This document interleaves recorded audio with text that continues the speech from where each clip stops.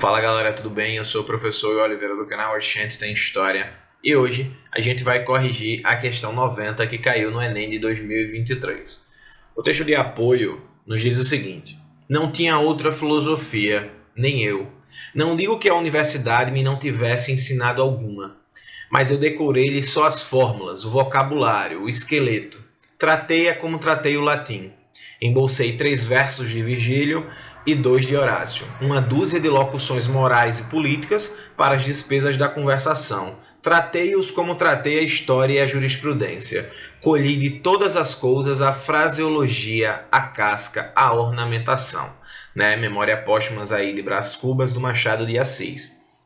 E a provocação da questão com base nesse texto de apoio é a seguinte: a descrição crítica do personagem, tá? Essa descrição aqui, ó, é o que a gente acabou de ler, beleza? A descrição crítica do personagem de Machado de Assis assemelha-se às características dos sofistas. Então vejam só, eu estou falando que isso que eu acabei de ler nesse texto de apoio, tá? As características deste personagem, eles se assemelham às características dos sofistas, ok? Contestados pelos filósofos gregos da antiguidade, porque se mostra alinhada a. Vejam só. A letra A, a alternativa A, ela me diz o seguinte: elaboração conceitual de entendimentos. A gente sabe, ao estudar a filosofia da antiguidade clássica, que os sofistas, eles não abdicavam, de se utilizar quase que exclusivamente da arte de persuadir através do discurso. Ok? Então, eles não tinham essa preocupação, feitos os filósofos gregos, de criar entendimentos, criar conceitos que auxiliassem na interpretação do mundo.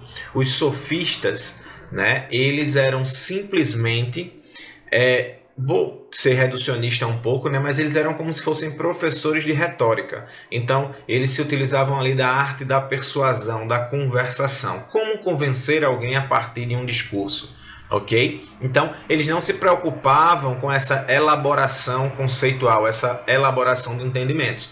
Mas eles se preocupavam, sim, em utilizar a retórica, a persuasão, para convencer outros indivíduos, ok? Logo, a letra A não é a alternativa correta. Depois dessa explicação, ao ver a alternativa B, que diz o seguinte: utilização persuasiva do discurso, a partir de tudo que eu acabei de falar, a gente já percebe e já mata que essa é a nossa questão correta. E aí eu trago, vocês alguns elementos do texto de apoio. Quando diz assim, utilização persuasiva do discurso, isso está muito claro nesse trecho aqui, ó. Quando ele diz assim, colhi, deixa eu colocar aqui de azul, tá galera? Para facilitar os rabiscos, porque senão fica tudo vermelho depois na tela. Então já substituí aqui para azul. Então quando ele coloca aqui, ó, colhi de todas as coisas a fraseologia, a casca e a ornamentação. Principalmente essa parte aqui, ó, a ornamentação. Os sofistas, eles se preocupavam como deixar uma retórica pomposa, bonita, convincente. Então eles não necessariamente eles queriam falar sobre a questão da necessidade de um convencimento a partir da criação de um entendimento específico. Eles simplesmente queriam convencer alguém de algo, queriam ensinar às pessoas a arte do convencimento, a partir da retórica, da persuasão, do diálogo, da conversação, do discurso, ok? Então, essa letra B, ela fala sobre essa característica que traz o texto, tá?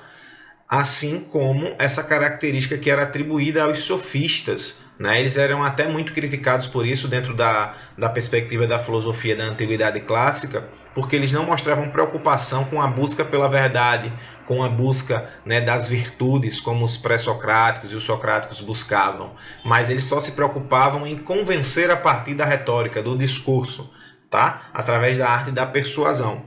E isso aí a gente pode ver não só nessa frase final do texto, mas como ele diz aqui, ó, Embolsei, tá vendo? Ó, embolsei 3 versos de Virgílio, 2 de Horácio, uma dúzia de locuções de morais e políticas para as despesas da conversação.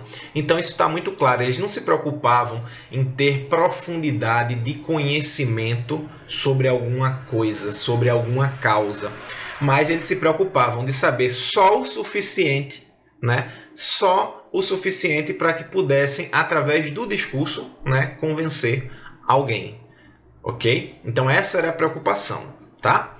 Letra C.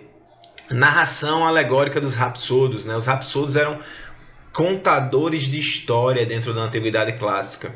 E aí a gente sabe que essa narração alegórica, elas não estavam direcionadas necessariamente aos sofistas, né? Até porque essas alegorias, elas não eram utilizadas porque muitas vezes, né, dotadas de tamanha fantasia, elas acabariam por talvez não ser tão convincentes, não ser tão persuasivas, ok? Então, a letra C também não pode ser a nossa alternativa correta, né? A gente já viu que é a letra B.